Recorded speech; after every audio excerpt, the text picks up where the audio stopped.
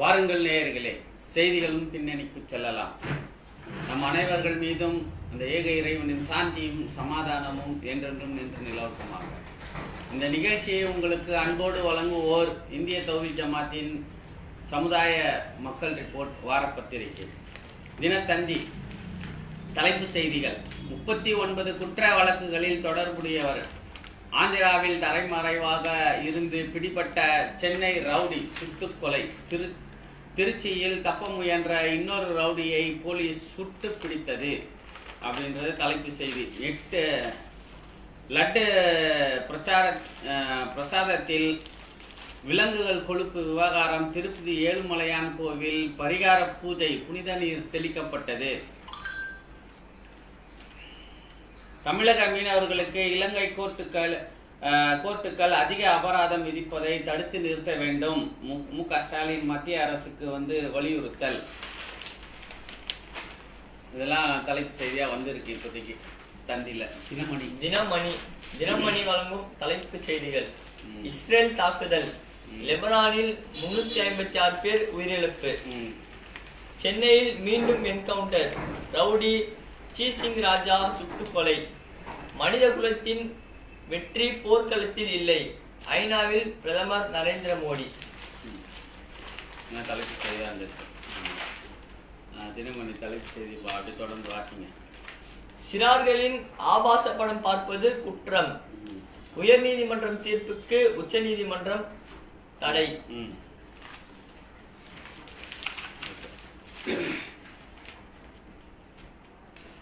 ஆந்திராவில் தலைமறைவாக இருந்து ரவுடியை வேறொரு கேஸ், இது ஆம்ஸ்டாங் கேஸு கிடையாது, வேறொரு கேஸுக்காக தொழிலதிபர்கிட்ட துப்பாக்கி காட்டி மிரட்டி பணம் பறிச்சுட்டு போனதாகவும் போலீஸார் சொல்றாங்க. அதனால அந்த வழக்குகள் 39 வழக்கு அவர் மேல இருக்கு. ஆந்திராவில் அவர் தப்பிச்சு தலைமறைவா இருக்காருன்னும் போது ஆந்திரா போலீஸ்காரை கான்டாக்ட் பண்ணும்போது நாங்கள் இங்கே தான் இருக்கிறோம், ஸ்பாட்டில் இருக்கோம் அப்படின்னு சொல்லும்போது அந்த ஏரியாவில் உடனே அவங்க லிங்க் கொடுத்து அவரை பிடிக்க சொல்லி ஆர்டர் பண்ணியிருக்காங்க. ஆந்திரா போலீஸ் பத்திரமா பிடிச்சி நல்லபடியா சரியா நல்லா கவனமாக இல்லைங்க, நல்லா பத்திரமா பிடிச்சி கொண்டு வேளச்சேரி ஸ்டேஷனில் ஒப்படைச்சிட்டாங்க. உயிரோட சுட்டுலாம் இல்லை, உயிரோட பிடிச்சி கொண்டு ஒப்படைச்சிட்டாங்க. இங்கே இவங்க விசாரணை அப்படின்ற பேரில் அந்த துப்பாக்கியை காட்டி மிரட்டினீங்க, அந்த துப்பாக்கியை எங்கே வச்சிருந்த அப்படின்னு சொல்லி காட்டு அப்படின்னு சொல்லிட்டு கூட்டிகிட்டு போய் அதிகாலையில், எப்பவும் அதிகாலையில் தான், என்ன பீக் ஹவரில் ஆஃபீஸ் ஹவர்ஸ்லாம் இல்லை, அதிகாலை தான். அது கூப்பிட்டு போனோன்னா அந்த இதில் புதரில் கடற்கரை ஓரங்களில் இருக்கும் புதரில் என்ன செஞ்சுருக்க, துப்பாக்கியை மறைச்சி வச்சிருக்கிறதா இடத்த மாற்றி காட்டி போலீஸை கன்ஃபியூஸ் பண்ணி அவர் தப்பிக்கிறதுக்கு முயற்சி செஞ்சார் போலவும் அவர் திடீர்னு புதருக்குள்ளே பாஞ்சு போய் துப்பாக்கி எடுத்து போலீஸை சுட்டதாகவும் போலீஸ் அதிலிருந்து தப்பித்து சரியா, அது எப்படியோ ரவுடி சுடும் போதெல்லாம் போலீஸ் தப்பிச்சு போயிடுறாங்கப்பா. ஆமாம், தப்பிச்சு அதுக்கப்புறமா போலீஸை அவர் சுட்டிருக்காரு. சுட்ட உடனே அவர் இறந்துட்டார். அதுக்கப்புறமா தூக்கிட்டு போய் அங்கேயே நீலாங்கரை ஆஸ்பத்திரியில் போய் பார்த்துருக்காங்க. முன்னாடியே இறந்து போயிட்டார் அப்படின்னு சொல்லிட்டாங்க. அப்புறமா மாஜிஸ்ட்ரேட் போச்சு. மாஜிஸ்ட்ரேட் ஸ்பாட்டெல்லாம் போய் எல்லாத்தையும் பார்த்தாரு, பணத்தை பார்த்தாரு. ராயப்பேட்டை ஆஸ்பத்திரியில் இருந்த பணத்தெல்லாம் பார்த்து ஆய்வு செஞ்சு இது பண்ணி முடிச்சிருக்காங்க. இது ஒரு கேஸ். இந்த இது தினத்தந்தி நல்லா அழகாக எழுதியிருக்காங்க. ரைட்டருக்கு ஒரு இது இருக்குது, அது என்ன சொல்கிறது, கலை நியமிக்க ஒரு எழுத்து இருக்குது. எப்படி இருந்ததுன்னா இந்த இது திரைக்கதையோ அதெல்லாம் எழுதும்போது அப்படியே சுவாரஸ்யமாக இருக்குது. க்ரைம் ஸ்டோரி புத்தகம் நாவல் படிக்கிற மாதிரியே எழுதியிருக்காங்க. நீங்கள் அதை எழுத்தாளர் யார் ரிப்போர்ட்டர், அது எழுத்தாளர் அது க்ரைம் ஸ்டோரி ரிப்போர்ட்டர் எழுதுறாருன்னா நல்லா அவருக்கு வாழ்க்கை இருக்குது, நல்ல எதிர்காலம் இருக்குது. அந்தளவுக்கு சுவாரஸ்யமாக அவர் எழுதியிருக்காரு.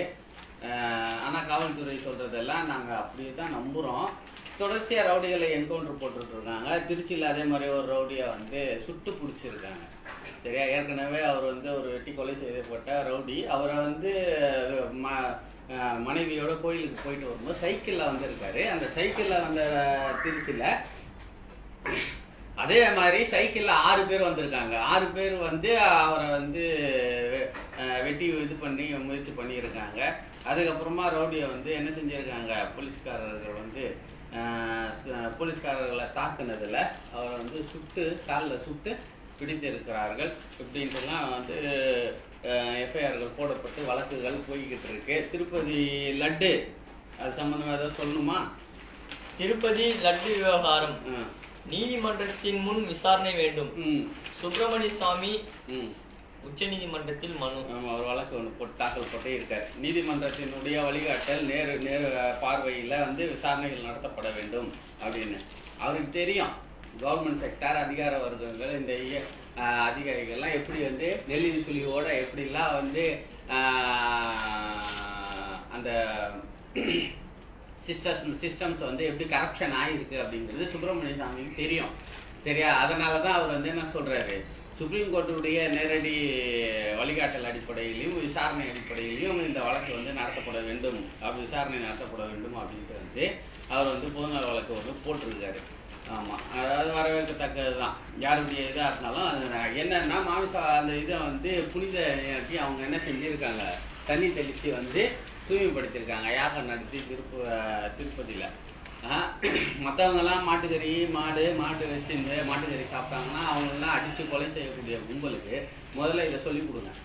நீங்கள் அவங்க ஊரில் வந்து யாகம் நடத்துங்க, புனித நீரை வந்து தண்ணி தெளித்து விடுங்க, போதும், அதெல்லாம் சுத்தமாயிடுவாங்க. ஆமாம், அதை விட்டுட்டு நீங்கள் வந்து என்ன செய்யக்கூடாது, கொலை செய்யக்கூடாது, காட்டு மிராணித்தனமாக நடந்துக்காதீங்கன்னு பசு குண்டர்களை வந்து விட்டுருக்கீங்களா, அவங்கள கூப்பிட்டு நீங்கள் வந்து சொல்லுங்கள். சொல்லி இந்த மாதிரி வந்து நாடு முழுவதும் வந்து கொலை செஞ்சிடாதீங்கன்னா இப்படி ஒரு பரிகாரம் வச்சுருக்கோம். நாங்கள் சனாதன தர்மப்படி வந்து நாங்கள் ஒரு பரிகாரம் வச்சுருக்கோம். அந்த பரிகாரத்தை வந்து நிறைவேற்றினா போதும்னு இதை உட்காந்து நீங்கள் சொல்லி கொடுத்தா அவங்க போதுமானது. கொலைகளை வந்து குற்றங்களும் வன்முறையும் வந்து ஓரளவு குறைஞ்சிரும். மத பாகுபாடு பசுவை வைத்து செய்யக்கூடிய அரசியல் நின்றோம். நீங்கள் இதை சொல்லி கொடுத்தீங்கன்னா பசுவை வச்சு அரசியல் செய்கிறாங்களே அந்த அரசியல் நின்றோம். சரியா? இதை முதல்ல சொல்லிக் கொடுங்க. இதுக்கு சொல்லிக் கொடுங்க. பிராமணர்கள் முன் வருவீங்களா அப்படின்ட்டு தான் நம்ம கேட்க வேண்டியதா இருக்கு. பூசாரிகள் முன் வருவீர்களா அப்படின்றது தான் நம்ம கேட்க வேண்டிய செய்தியா இருக்கு. ஆமா, இலங்கை அதிபராக திசநாயகா பதவி ஏற்பு.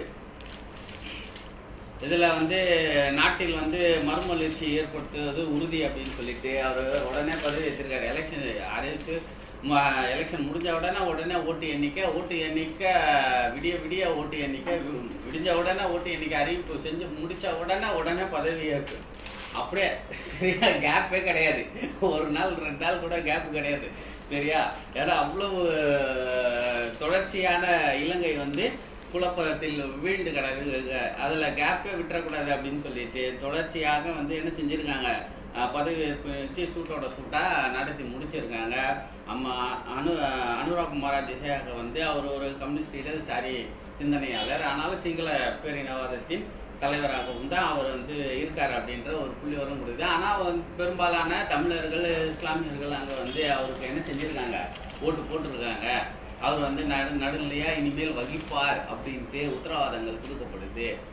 ஜெயிச்சு முடிச்ச பதவி ஏற்ற பிறகு கூட அவர் வந்து உடனே என்ன சொல்லியிருக்காருன்னா, சிறுபான்மை மக்கள், முஸ்லிம்கள், அந்த தமிழர்கள், சிங்களர்கள் எல்லோரும் சேர்ந்து இணைந்து மீண்டும் இலங்கையை மறுகட்டமைப்பு வளர்ச்சியை உருவாக்குவோம் அப்படின்னு சொல்லிட்டு வந்து சொல்றாங்க. சர்வதேச அழுத்தங்களை எல்லாம் தாண்டி நாம இலங்கையை வந்து வளர்ச்சி பாதைக்கு கொண்டு போவோம் அப்படின்ட்டு வந்து சொல்லியிருக்காரு. இலங்கைக்கான அழுத்தங்கள், பிரச்சனைகள், சிக்கல்கள் நான் புரிந்து தெரிந்து வைத்திருக்கிறேன், அந்த அழுத்தங்கள் நான் விளங்கி வைத்திருக்கிறேன் அப்படின்ட்டு அவரே வந்து சொல்றாரு.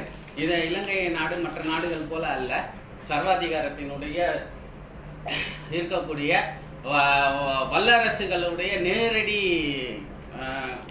கையாளக்கூடிய அளவில் தான் இலங்கை வந்து இருக்கு. அதனாலதான் அது பெரும்பாலும் அரசியல் ஒரு நிரந்தர தன்மை இல்லாமல் அது மாறிக்கொண்டே இருக்கக்கூடிய நிலையில் இருக்கிறது. பொருளாதார ரீதியான வளர்ச்சி அங்கு மிக மிக மிக அவசியமானது. அந்த பொருளாதார வளர்ச்சியில் மீட்டெடுப்பதற்கான சவால்களை நான் எதிர்கொள்வேன், அதில் சீர்மையாக வெற்றி பெறுவோம் அப்படின்னு சொல்லிட்டு அவர் வந்து என்ன சொல்லியிருக்காரு, வீரமா வந்து பேசி முடிச்சிருக்காரு. அதுல வேற ஏதாவது செய்தி இருக்கா? அதுல இந்திய நாட்டில் முதல் முறையாக கேரளா நபருக்கு புதிய வகை குரங்கம்மை, கண்காணிப்பு தீவிரம். ஆப்பிரிக்கா நாடுகளில் வேகமாக பரவி வரும் கொடுமையான கிளேட் H1N1B என்ற தொற்று கண்டறியப்பட்டுள்ளது கேரளாவில். கேரளாவில் தான் அது வந்து இருக்கு. ஆமாம், நிபா வைரஸ் வந்து இருக்கு, குரங்கம்மின்றாங்க. அது போக வந்து இன்னும் கூட ஒரு சில வைரஸ்களை வந்து கண்டுபிடிச்சிருக்கிறதா வந்து சொல்லப்படுது. இப்படி வந்து கேரளாவில் தொடர்ச்சியாக புதிய வகை வைரஸ்களை கண்டுபிடிக்கப்பட்டு அதில் மருத்துவம் வந்து தீவிரமாக வந்து செயலாற்றப்படுகிறது அப்படிங்கிறது வரவேற்கத்தக்கது. அது மனித உயிர்களை காப்பாற்றுவதற்காக அவர்கள் மிக தீவிரமாக பரவக்கூடாது என்று கேரள எல்லைக்குள்ளேயே அதை கட்டுப்படுத்தி வைத்திருப்பது வரவேற்கத்தக்கது. அதற்காக அந்த மருத்துவ குழுவிற்கும் அந்த கேரள அரசுக்கும் வந்து நம்ம நன்றிகளை தெரிவிப்பது நமது பொறுப்பும் கடமையும் கூட. சரி, சென்னை புறநகர் பகுதிகளில் 39 மதுக்கடைகளை வேறு இடத்திற்கு மாற்ற வேண்டும். டாஸ்மாக் நிறுவனத்திற்கு தெற்கு ரயில்வே கடிதம். என்னன்னா, இந்த 39 மதுக்கடைகள் வந்து ரயில்வே ஸ்டேஷன் ஒட்ட ஒரு 200 மீட்டருக்கு உள்ள வந்து கடைகள் இருக்கு. சரியா? அந்த ரயில்வே ஸ்டேஷன்ல அதுல வந்து என்னன்னா, அவங்களுக்கு என்ன ரயில்வே துறை அதிகாரிகளுக்கு என்ன பிரச்சனையா இருக்குன்னா, அங்க குடிச்சிட்டு வந்து ரயில் மேல கல் எறிகிறதும் வழிப்பறி செய்யறதும் போன்ற கிரைம்ஸ் வந்து அதிக அளவில் இருக்கு. அது துருவி விசாரிச்சு தேடி கண்டுபிடிச்சு ரயில்வே அதிகாரிகள் என்ன செய்யறாங்க, போலீஸ்காரர்கள் வந்து கைது செய்து நடவடிக்கை எடுக்கிறாங்க. நடவடிக்கை எடுக்கப்பட்டாலும் கூட அவர்களால் இதை வந்து தீர்வு காணப்படணும் அப்படின்னு சொல்லிட்டு ரொம்ப பெரிய வந்து ஆய்வுலாம் நடத்தி இதுக்கு என்ன காரணம், ஏன் இப்படி அடிக்கடி நடக்குது, ஏன் இந்த குற்ற வழக்குகள் அதிகமாகுது அப்படின்னு சொல்லி ஆய்வுகள் எல்லாம் நடத்தப்பட்டு அது வந்து பார்த்தாங்கன்னா ரயில்வே ஸ்டேஷன் பக்கத்துல 200 கிலோமீட்டருக்கு முன்னாடி டாஸ்மாக் இருக்கு அப்படின்னு சொல்லிட்டு வந்து ரயில்வே துறை அதிகாரிகள் மிகப்பெரிய ஆய்வு, நீண்ட காலத்தின் ஆய்வுக்கு பின்னாடி வந்து இதை கண்டுபிடிச்சிருக்காங்க. இதை கண்டுபிடிக்க பெரிய அறிவே தேவை கிடையாது. சரியா? ஊருள்ள போய் பெண்கள்கிட்ட கேட்டா சொல்லிடுவாங்க, இங்க எவ்வளவு வந்து யூடிசிங் நடக்குது, எவ்வளவு பிரச்சனைகள் இருக்கு, குடிகாரர்களால எவ்வளவு வந்து குடிகாரர்கள்னு சொல்லியிருக்க கூடாது. உடனே அதுக்கு கூட வழக்கு போட்டுருவாங்க, மதுப்பிரியர்கள்னு சொல்லணும் அவங்கள. சரியா? அவங்கள வந்து என்ன, அவங்க செய்யக்கூடிய அந்த அட்டகாசங்கள் எல்லாம் ஊர்ல வந்து நடந்துட்டு இருக்கு. இதுக்கு வந்து ஒன்னும் PhD படிச்சுட்டு பெரிய ஆய்வு செஞ்சு கண்டுபிடிச்ச மாதிரி வந்து ரயில்வே துறை போலீஸ்காரர்கள் வந்து ஆய்வறிக்கை செஞ்சிருக்காங்க. அரசுக்கு வந்து என்ன செஞ்சிருக்காங்க, வலியுறுத்துறாங்க. இந்த 39 மதுக்கடைகளும் இன்னொரு ரிப்போர்ட் இடமாற்றம் செய்ய வேண்டும்னு சொல்லி கொடுத்துருக்காங்க. அதுதான் நமக்கு ரொம்ப ஆச்சரியமா இருக்கு. நீங்களாம் போலீஸ்காரங்க தானா, அறிவு இருக்கா உங்களுக்குலாம், என்ன உங்களுக்கு தொல்லையா இருக்கு அப்படின்னு சொன்னா நீங்க என்ன சொல்லணும், அந்த மதுக்கடைகளை மூடுங்கன்னு சொல்லணும். அதை விட்டுட்டு மூடுங்கன்னு சொல்லிட்டு அதை வந்து வலியுறுத்தணும் அரசாங்கத்துக்கு. நீங்க வேற இடத்துக்கு மாத்துங்க அப்படின்னா அப்ப வேற இடத்துல இருக்கக்கூடிய மனிதர்களுக்கு அந்த சமூகத்துக்கு வந்து இடையூறுகள், இதே இடையூறு, இதே பிரச்சனைகள், இதே கொடுமைகள், இதே அநியாயங்கள் நடக்குமா நடக்காதா? நடக்கும்ல. அப்ப நீங்க வந்து அந்த இடத்த வந்து மாத்துங்கன்னு சொல்லக்கூடாது. உங்களுக்கு அந்த இது என்ன அறிவுன்னு தெரியல. சரியா? உங்களுக்கு அந்த சிரமங்கள் இருக்கு அப்படின்னு சொன்னா நீங்க என்ன செய்யணும், அதை மூடுங்கன்னு தான் சொல்லணும். இது மனித சமூகத்துக்கு அழிவு, கேடு அப்படின்றது உங்களுக்கு தெரியுதுல்ல, அப்ப அதை மூடுன்னு தானே சொல்லணும். நீங்க அதை தானே வலியுறுத்தணும். இந்த அறிவு கூட ரயில்வே அதிகாரிகளுக்கு வந்து இல்லாம போச்சு அப்படிங்கிறது தான் நமக்கு வேதனையும் கவலையும் அளிக்கிறது. அமெரிக்கா முன்னணி நிறுவன அதிகாரிகளுடன் பிரதமர் மோடி சந்திப்பு. இந்தியாவில் வந்து உற்பத்தி செய்ய வாருங்கள் அப்படின்ட்டு முதலீட்டுக்காக வரவேற்பு கொடுத்திருக்காரு. உதவி வன பாதுகாவலர் பதவி பொறுப்பாளர்களுக்கு நியமன ஆணை முதல்வர் அவர்கள் வந்து தந்தார். மத்திய அரசு அவசர சட்டம் பிறப்பிக்கப்பட்டது. நீங்க சொன்னீங்கல்ல, குழந்தைகளின் ஆபாச படங்களை வைத்திருப்பதும் குற்றமே, பார்ப்பதும் குற்றமே அப்படின்ட்டு உச்ச நீதிமன்றம் தீர்ப்பு கிடையாது. இங்க வந்து என்ன செஞ்சாங்கன்னா, ஆனந்த் வெங்கடேஷா அந்த உயர் நீதிமன்ற ஜட்ஜு அவர் வந்து என்ன செஞ்சாருன்னா, அதெல்லாம் வந்து பர்சனல், அதெல்லாம் வந்து தப்பு கிடையாது, குற்றம் இல்லை அப்படின்ற மாதிரி வந்து ஒரு தீர்ப்பு கொடுத்துருக்காரு போல. அதுக்கு வந்து அந்த ஜட்ஜுக்கு வந்து அவங்க என்ன செஞ்சிருக்காங்க, இல்லை இதை வந்து குற்றம் தான் அப்படின்னு சொல்லிட்டு சுப்ரீம் கோர்ட் வந்து அவ்வப்போது ஏதாவது கொஞ்சம் மனசாட்சியோட வந்து இந்த மாதிரி தீர்ப்பை வந்து கொடுத்துருவாங்க எப்போவாவது. சரியா? இதுக்கு முன்னாடி இப்போ ஒன்று கொடுத்துருந்தாங்கல்ல, மைசூரில் அந்த பகுதிகளில் பெரும்பாலான முஸ்லீம்கள் வாழக்கூடிய பகுதி இந்தியாவே கிடையாது, அது பாகிஸ்தான் அப்படின்ட்டு ஒரு ஜட்ஜு சொன்னார் பாருங்க கர்நாடகாவில். அதுக்கு உச்ச நீதிமன்றம் உடனே ரியாக்ட் பண்ணி அதுக்கு விளக்கம் கேட்டு இது பண்ணாங்க. அம்மா மன்னிப்பு கேட்டார் அப்படின்ற செய்தி வந்துச்சு. அதுமா இந்த வழக்கம் இது வந்து ஆனால் லேட்டு, இதெல்லாம் எப்போ வந்துருக்கணும், இது லேட்டு. அதனால வந்து திரும்பவும் வந்து அப்பவும் ஆபாச படங்கள் பார்க்க தான் செய்கிறாங்க. அதை நிறுத்தணுன்றதுக்கு வந்து உத்தரவு அதிகாரங்க அரசியல் ரீதியான நெருக்கடிகள் கொடுத்து அதை அந்த சேனல்களை வந்து முடக்கி உத்தரவிட்டால் மட்டும்தான் அது வந்து ஆபாச படங்கள் வெளியேறாமல் இருக்கும் இல்லையா? ஆமாம். ஆனால் அந்த நடவடிக்கைக்கு போகுமா சுப்ரீம் கோர்ட்டு, அந்த உத்தரவுக்கு போகுமா அப்படின்னா அது கேள்விக்குறி தான். ஆமாம். இனி இந்தியா இலங்கை உறவு எப்படி இருக்கும்? யார் ஒரு திசாநாயகம் வந்த பிறகு உறவு எப்படி இருக்கும்? அவர் வந்து ஒரு கம்யூனிஸ்ட் சித்தாந்தத்தின் பேக்ரவுண்ட்லேருந்து வந்தவர். இந்தியா வந்து முதலாளித்துவ சித்தாந்தத்தின் அடிப்படையில் நரசிம்ம ராவுடைய ஆட்சி காலத்திலிருந்து முதலாளித்துவ கொள்கையிலிருந்து கொள்கை மாற்றம், பொருளாதார கொள்கை மாற்றத்தை இந்தியா வந்து மாற்றிக்கொண்டது. அதனால வந்து இந்த போக்கு எப்படி இருக்கும் அப்படின்ட்டு வந்து ஒரு சின்ன தலையங்கத்தை வந்து எழுதியிருக்காங்க. புதுசாக ஒன்றும் எழுதலை, பழைய செய்தியை தான் திரும்ப எழுதி தலையங்கத்தை முடிச்சிருக்காங்க. 60 கோடி செலவில் கட்டப்பட்ட மின்மினி டைட்டில் பூங்காக்கள் தஞ்சாவூர் சேலத்தில் வந்து முதல்வர் அவர்கள் வந்து காணொலி மூலம் திறந்து வைத்தார். ஹைகோர்ட்டின் 3 புதிய நீதிபதிகள் பதவி ஏற்பு, பொறுப்பு தலைமை நீதிபதிகள் பதவி பிரமாணம் செய்து வைத்தனர். தமிழக முதல்வரால் ஈர்க்கப்பட்ட முதலீடுகள் குறித்து வெள்ளை அறிக்கை தேவை. முதலீடுகள் ஈர்ப்பதில் திறனற்றவர் தமிழக முதல்வர் என்று எடப்பாடி பழனிசாமி குற்றச்சாட்டு. திமுக ஆட்சி பொறுப்பேற்றதிலிருந்து வெளிநாட்டு முதலீடு ஈர்ப்பதற்காக தமிழக முதல்வர் 40 மாதங்களில் 4 முறை பயணம் மேற்கொண்டார். ஆனால் வெறும் 18,000 கோடி மட்டுமே ஈர்க்கப்பட்டுள்ளது. அதே தெலுங்கானா முதல்வர் ரேவந்த் ரெட்டி அமெரிக்கா சென்ற போது சுமார் 31,500 கோடி அளவுக்கு முதலீடுகளை ஈர்த்தார். கர்நாடகா தொழில்துறை அமைச்சர் அமெரிக்கா சென்ற போது சுமார் 25,000 கோடி முதலீடுகளை ஈர்த்தனர் என்று சுட்டிக்காட்டியுள்ளார். ஆமா, அதனால வந்து எடப்பாடி என்ன செஞ்சிருக்காருன்னா, முதலீட்டு சம்பந்தமா வெளிநாட்டு முதலீடு நீங்க ஒரு வெள்ளை அறிக்கையை வந்து வெளியிடணும் அப்படின்னு சொல்லிட்டு அவர் கேட்டிருக்காரு. அதுக்கு வந்து உங்களுக்குலாம் நீங்க கேட்கறதுக்கு உங்களுக்கு தகுதியே கிடையாதுன்னு வந்து டிஆர் பாலுடைய மகன் வந்து அவர் என்ன செஞ்சிருக்காரு, உங்களுக்கு தகுதியே கிடையாது அப்படின்னு சொல்லிட்டு பதில் தாக்கல் செஞ்சிருக்காங்க. எது எப்படி இருந்தாலும் மூடன கம்பெனிகளை வந்து திறக்கிறதுக்காக வந்து கூப்பிட்டு இருக்காங்க முதல்வர் அவர்கள். ஃபோர்டு கம்பெனி இதெல்லாம் ஏற்கனவே 14,000 கோடி லாபம் பார்த்து வந்து போனது. தொழிலாளர்கள் நெருக்கடி கொடுக்க ஆரம்பிச்சாங்கன்னா, தொழிலாளர்கள் சில வசதிகளை கேட்டு வந்து நெருக்கடி கொடுக்க ஆரம்பிச்சாங்க. உடனே வந்து ஃபேக்டரி என்ன செய்யறது, லாஸ் ஆயிடுச்சு அப்படின்னு சொல்லிட்டு வந்து இழுத்து மூட்டிட்டு போயிடுறது. இந்த மாதிரி வந்து இப்போ சாம்சங் தொழிலாளர்கள் வந்து தொடர்ச்சியாக போராடிக்கிட்டு இருக்காங்க. அதுக்கு எந்த விடிவு காலமும் இல்லை. அதை அரசு தலையிட்டு என்னப்பா உங்களுக்கு பிரச்சனைன்னு கேட்டு அதை வந்து செய்யணும். அப்போ வெறும் தொழிற்சாலைகளை கூப்பிட்டு முதலீடுகளை கூப்பிடுறது சரி, தொழிலாளர்கள் பிரச்சனைன்னா அதில் அரசாங்கம் ஏன் மூக்கு நுழைச்சி அதை வந்து சரி செய்ய மாட்டேங்கிறீங்க. அதில் வந்து ஏற்பாடு செய்யுங்க. அதுக்கான இந்தியாவினுடைய வழிகாட்டல் இருக்குல்ல, தொழிலாளர்களுடைய வழிகாட்டல் சட்டத்திட்டங்கள் இருக்கு இல்லையா, அதில் வந்து நீங்கள் வந்து அப்ளை பண்ணுறதுக்கு வந்து எந்த நடவடிக்கை எடுத்திருக்கீங்க?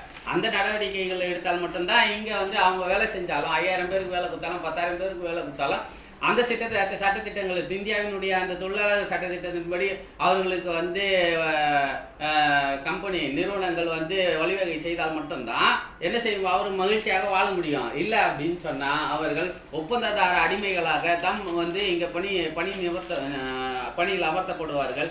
அவர்கள் எப்போ வேணாலும் தூக்கி விசிறடிக்கப்படுவார்கள் அப்படிங்கிறது தான் நம்ம பார்க்குறோம். சில கம்பெனி எல்லாம் வந்து நட்டாட்டில் விட்டு போயிடும். நோக்கியா கம்பெனிலாம் அப்படிதான் என்ன செய்யும், திடீர்னு அறிவிச்சுட்டு திடீர்னு மூடிட்டு திடீர்னு போயிட்டே இருப்பாங்க. யாருக்கும் எந்த ஆன்சரும் பெருசா வந்து பொறுப்பா வந்து கொடுக்குறதா மாதிரிலாம் தெரியாது. சிறுமி உத்தரப்பிரதேசத்தில் பலாத்கார முயற்சியில் இருந்து சிறுமியை காப்பாற்றிய குரங்குகள். சரியா, வீட்டோரமா விளையாடிட்டு இருக்கிற 6 வயசு குழந்தை. அந்த குழந்தைய ஒருத்தன் வந்து என்ன செஞ்சிருக்கான், கூட்டிட்டு போய் சாக்லேட் வாங்கி தரேன்னு சொல்லிட்டு கூட்டிட்டு போய் காட்டுப்பகுதியில வந்து கூட்டிட்டு போய் பாலியல் பாதகம் செஞ்சிருக்கான். அந்த மரம் மேல இருந்த குரங்குகள் வந்து அந்த பையன் அந்த மனிதன் மேல பாய்ந்து அதை பிராண்டி ஓட விட்டுருக்கு. திரும்பியுடைய குழந்தைகளுடைய அந்த குழந்தையுடைய துணியெல்லாம் கலட்டி அவன் பாலியல் பாதகம் செய்யும் பொழுதுதான் இந்த குரங்குகள் வந்து போய் காப்பாத்திருக்கு அப்படிங்கிறது செய்தியை வந்து தினத்தந்தி பதிவு செஞ்சிருக்கு. இது எங்க நடந்திருக்குன்னா உத்தரப்பிரதேச மாநிலத்தில் நடந்திருக்கு. ஆமா, அந்த குரங்குகளுக்கு நம்ம நன்றி சொல்லிதான் அவங்க நன்றி தான் சொல்லணும். ஏன்னா பட்ட பகல்ல சரியா நடந்தா அதே பாலியல் பாதகம் மத்திய பிரதேசத்துல நடந்ததுன்னா மனிதர்கள் வெறும் போனை எடுத்துட்டு போய் அதை அப்படியே வீடியோ பிடிச்சிட்டு நடந்து போறவங்க, ரோட்ல நடந்து போறவங்க அதை அப்படியே வீடியோ பிடிச்சிக்கிட்டு அப்படியே நடந்து போறாங்களே ஒழிய சரியா பொட்டா பிடிக்கிறாங்களே ஒழிய யாரும் போய் தடுக்கிறது கிடையாது. சரியா? ஏன் மணிப்பூர் விஷயத்துல இருந்து நம்ம பாக்குறோம், யாரும் போய் தடுக்கிறாங்களா? தடுக்கிறது கிடையாது. அப்படியே வீடியோ பிடிச்சி போட்டோ பிடிச்சி அதை அப்படியே பார்த்துக்கிட்டு போகக்கூடிய கேவலமான இந்த குரங்குகளுடைய மனநிலையை விட கேவலமான ஒரு மனநிலையில் மனிதர்கள் தரந்தாழ்ந்து போயிட்டாங்க அப்படிங்கிற நிலைமைய வந்து இன்னைக்கு வந்து நம்ம பார்த்துக்கிட்டு இருக்கோம். இந்த இந்தியாவில தான் நம்ம வாழ்ந்துட்டு இருக்கோம். அப்படிங்கிற போது நமக்கு வந்து விலங்குகளாக நாம பிறந்திருந்தா கூட வந்து கொஞ்சம் கண்ணியமா இருந்திருப்போமோ அப்படின்ற நிலைமைக்கு வந்து நம்மளை யோசிக்க வைக்கக்கூடிய நிலைமைக்கு வந்து இந்த பாலியல் துன்புறுத்தல்கள் வந்து அதிக அளவில் போய்கிட்டு இருக்கு. சமதர்ம இந்தியாவை உருவாக்க சீதாராம் ஜெயசூரி வழியில் பணியாற்றுவோம் நினைவேந்தல் நடந்திருக்கு. ஜெயசூரி அவர்களுக்கு வந்து சீதாராம் ஜெயசூரிக்கு நினைவேந்தல் நடந்திருக்கு. அதில் தமிழ்நாட்டில் எல்லா கட்சிகளும் திமுகவினுடைய கூட்டணி கட்சி தலைவர்கள் எல்லோரும் போயிருக்காங்க. அதில் ஜவஹர்லால் சாபும் போயிருக்காங்க. போய் வந்து பேச்சுவார்த்தை நடந்திருக்கு. சீதாராம் ஜெயசூரி வழியில் நாங்கள் சமதர்மத்தை இந்தியாவில் உருவாக்குவோம் அப்படின்ட்டு வந்து திமுக தலைவர் மு.க. ஸ்டாலின் அவர்கள் வந்து சொல்லியிருக்காரு. சட்டசபையில் ஏகமனதாக நிறைவேற்றப்படும் மசோதாக்களுக்கு கவர்னர் வந்து என்ன செய்வதில்லை, ஒப்புதல் அளிப்பதில்லை அப்படின்ட்டு டெல்லி மாநாட்டில் சபாநாயகர் அப்பாவும் வந்து அங்கே காரசாரமாக வந்து பேசியிருக்காரு கவர்னருக்கு எதிராக. ஆமாம், வேற ஏதாவது செய்தி? தலித் விரோத கட்சி காங்கிரஸ். அமித்ஷா குற்றச்சாட்டு, இந்தியாவில் இடஒதுக்கீடை எதிரானவர்கள் காங்கிரஸ். இடஒதுக்கீடை பாதுகாப்பவர் நரேந்திர மோடியால் மட்டுமே முடியும். ஆமா, இடஒதுக்கீடு எதிராக போராட்டம் பண்ணவங்க நீங்க தான். சரியா? ஆமா, ரங்கநாத் மிஸ்ரா கமிஷனை எதிர்த்து போராடினது நீங்க தான். சரியா? இடஒதுக்கீடு வந்து இந்தியாவுக்கு கொண்டு வரக்கூடாது அப்படின்ட்டு அதை வந்து தடுத்து நிறுத்துவதற்காக மிகப்பெரிய ரத யாத்திரை நடத்தி பெரிய பிரச்சனையை உருவாக்குனது இந்தியாவில் நீங்க தான். இன்னைக்கு வந்து நீங்க வந்து சொல்றீங்க இடஒதுக்கீடுக்கு எதிராக வந்து காங்கிரஸ் மூலமா தான் இந்த எல்லா இடஒதுக்கீடும் வந்து பெற்று தந்து முடியுது. எல்லா மாநிலங்களுக்கும் இன்னைக்கு இடஒதுக்கீடு இருக்குன்னா அந்த காங்கிரசினுடைய ஆட்சி காலத்தில் மாநில அரசுகளுக்கு வந்து ஒப்புதல்கள் வழங்கப்பட்டு அது வந்து என்ன செய்யப்பட்டது, தடை இல்லாமல் வந்து கிடைக்கப்பட்டது. ஆமா, இன்னைக்கு காங்கிரஸே வந்து ஒரு குற்றம் என்ன சொன்னாங்க அப்படின்னு சொன்னா, இடஒதுக்கீடு நீங்க நிறுத்தப்படுவீங்கன்னா எப்போ சமமான சமத்துவமான இந்தியா உருவாக்கப்படுதோ அப்போ இடஒதுக்கீடே நிறுத்துவோம் அப்படின்னு சொல்லி சொன்னார். அந்த சமத்துவமான இந்தியா எப்போ உருவாகுமோ அப்படின்ற அந்த சென்டென்ஸ் இருக்குல்ல, அது இப்போ உருவாயிடுச்சு அப்படிங்கறது நீங்க சொல்லுங்க. சரியா? அது அது அந்த சென்டென்ஸை பேசுங்க. அந்த சென்டென்ஸ் வந்து விவாத பொருளா உருவாக்குங்க. அந்த சென்டென்ஸை வந்து கருப்பொருளா உருவாக்கி மையப்படுத்தி டிபேட் நடத்துங்க, பேசுங்க. அதுக்கு கவுண்டர் கொடுங்க. ஏன் இந்தியா வந்து இன்னும் வந்து சமதர்மம் உள்ள நாடு, சமத்துவமான நாடு இல்லாம போயிருச்சா அப்படின்ட்டு கேள்வி கேளுங்க. அதே ராகுல் காந்தி கிட்ட கேள்வி கேளுங்க. அதுக்கப்புறமா இடஒதுக்கீடுக்கு வாங்க. நீங்க அதை கேள்வி கேட்காம, நீங்க அதை கொஸ்டின் ரைஸ் பண்ணாம இடஒதுக்கீடுக்கு எதிராக இருந்தார் ராகுல் அப்படின்னு சொல்லிட்டு வந்து அந்த தலித் மக்களை வந்து என்ன செய்யறாங்க, காங்கிரஸ்க்கு எதிராக திருப்பக்கூடிய யுத்தியை வந்து, இந்த மலிவான யுத்தியை வந்து செய்யக்கூடிய பிஜேபி ஆட்கள் வந்து செய்து கொண்டு இருக்கிறார்கள். ஆமா, ஹஜ் பயணம் செல்ல வந்து 30ஆம் தேதி வரை விண்ணப்பிக்கலாம் அப்படின்னு ஹஜ் சொசைட்டி தகவல் வந்து தெரிவிச்சிருக்காங்க. லெபனான் மீது இஸ்ரேல் குண்டுமலை 274 பேர் வந்து பலியாயிருக்காங்க. 400 பேர்கிட்ட வந்து படுகாயம். இஸ்ரேல் வந்து போர்ல வந்து கொஞ்சம் வேகப்படுத்தி வந்து அடித்து கொண்டு இருக்கிறார்கள். லெபனானை ஹிஸ்புல்லாக்கள் அதை எதிர்கொண்டு வந்து எதிர்த்தாக்குதல்கள் நடத்தி கொண்டு இருக்கிறார்கள். அதில் வந்து எப்படி பார்த்தாலும் ஒரு வருஷம், கிட்டத்தட்ட ஒரு வருஷம் ஆக போகுது. போன வருஷம் அக்டோபர் 7 தான் வந்து அல் அக்ஸா விஷன் வந்து ஆரம்பிக்கப்பட்டது. கிட்டத்தட்ட ஒரு வருஷம், இப்போ இன்னும் ஒரு 10 நாள்ல ஓடி வந்துடும். அக்டோபர் 7 ஒரு வருஷம் தாக்கு பிடிச்சிருக்காங்க ஹமாஸ். பாலஸ்தீன மக்கள் வந்து காசாவுக்குள்ள போகவே முடியல. அவர்கள் அந்த ஒரு வருஷத்துக்கு முன்னாடி அங்க பிடித்து வைத்த இஸ்ரேலுடைய பணைய கைதிகளை கூட எங்க வச்சிருக்காங்கன்னு கூட இன்னைக்கு வரைக்கும் இஸ்ரேலால கண்டுபிடிக்க முடியல. அவங்களை விடுவிக்கிறதுக்கு சரியா கண்டுபிடிக்க முடியல. இவங்ககிட்ட நாங்க வந்து உலகம் தரம் வாய்ந்த தொழில்நுட்பத்துல இருக்கோம், விஞ்ஞான வழியில் நாங்கள் வந்து கோல் வச்சிருக்கோம், நாகரிகம் அப்படி இப்படின்ட்டு வந்து பேசின இஸ்ரேலு அவங்க பணைய கைதிகள் எங்க வச்சிருக்காங்க அப்படிங்கிறது கூட கண்டுபிடிக்க முடியாத அளவுக்கு கை சேதத்துல தான் இஸ்ரேல் இருக்கு. அந்த நாட்டு மக்கள் வந்து இஸ்ரேலுக்கு எதிராக போராடி கொண்டு இருக்கிறார்கள். போரை நிறுத்துறதுக்காகவும் சுமூக ஒப்பந்தத்தின் அடிப்படையில பேசி வந்து என்ன செய்யுங்க, முதல்ல பணைய கைதிகளை வெளியிடுங்க, வெளியே கொண்டு வாங்க அப்படின்னு சொல்லிட்டு கேட்டுட்டு இருக்காங்க. அதை வந்து அவர் கேட்கறதாவே கிடையாது. யாரு? நெதன்யாகு கேட்கறதாவே கிடையாது. அது நாங்கள் சண்டை போட்டு சாவோம் அப்படின்ட்டு தான் வந்து நீங்களும் சாவுங்க நாங்களும் சாவோம் அப்படின்னு சொல்லி அவரு சண்டை போட்டு செத்துக்கிட்டு இருக்காங்க. சர்வதேச நீதிமன்றம் தொடர்ச்சியாக வந்து இஸ்ரேல் மீது குற்றச்சாட்டு வைக்குது. போர் குற்றவாளிகள் போர் குற்றம் செய்ய விதிமுறைகளை சர்வதேச விதிமுறைகளை மீறுதுன்னு சொல்லி தொடர்ச்சியாக சொல்லப்பட்டாலும் கூட எதையும் காதில் வாங்காமல் எந்த நாட்டின் அறிவுரையையும் எந்த சர்வதேச நீதிமன்றத்தின் அறிவுரையையும் ஏற்காமல் அவர்கள் மிகப்பெரிய உலகமாக ரவுடி அட்டகாசங்களை செய்து கொண்டிருக்கக்கூடிய இஸ்ரேல் செய்து கொண்டு இருக்கிறது. அதுக்கு தக்க பதிலடி ஹிஸ்புல்லாவும் ஹூதிகளும் கொடுப்பார்கள் அப்படிங்கிறது தான் பொறுத்து இருந்து நம்ம பார்ப்போம். போர் வந்து அப்படிதான் நடக்கும்.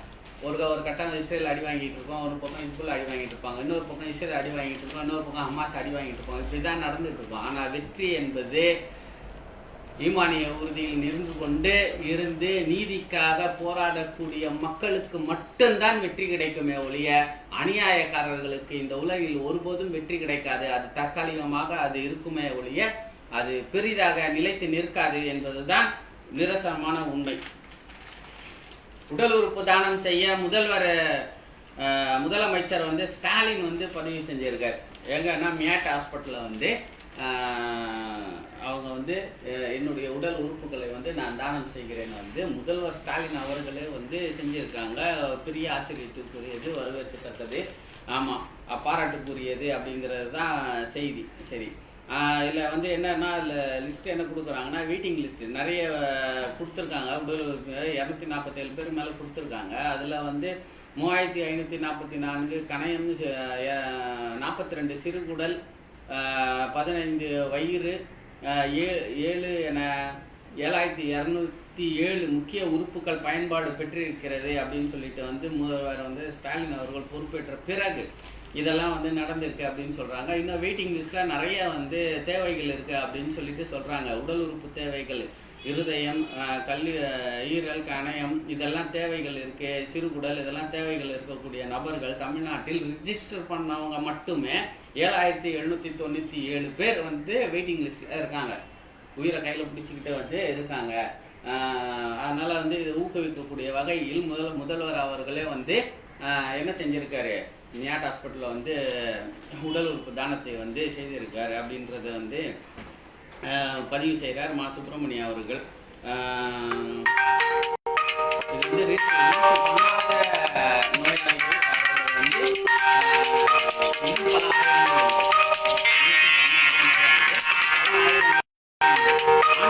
ஒரே RSS ஊர்வலத்திற்கு அனுமதி வழங்குவதில் ஏன் தாமதம் அப்படின்னு சொல்லி சொல்றாங்க. அது வந்து அலைக்கலைக்கு வச்சுதான் கோர்ட் வந்து கொடுக்கும். அது சும்மா வந்து அவங்களுக்கு இழுத்து பிடிச்சி வந்து என்ன செய்யற பதில் தந்திருக்காங்க.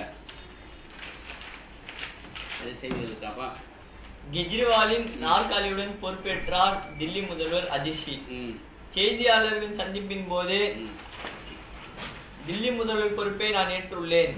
ராமர் 14 வருடங்கள் வனவாசம் சென்ற போது பரதனுக்கு ஏற்பட்ட அதே வழிதான் என் இதயத்தில் இருக்கிறது.